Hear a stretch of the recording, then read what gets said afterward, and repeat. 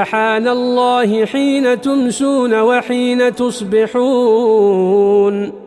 وله الحمد في السماوات والأرض وعشيا وحين تظهرون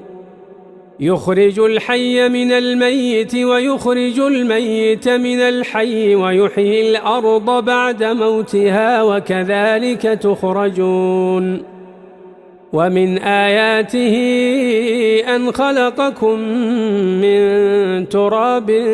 ثم إذا أنتم بشر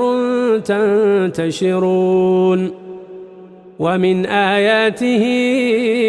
أن خلق لكم من أنفسكم أزواجا لتسكنوا إليها وجعل بينكم مودة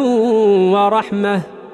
إن في ذلك لآيات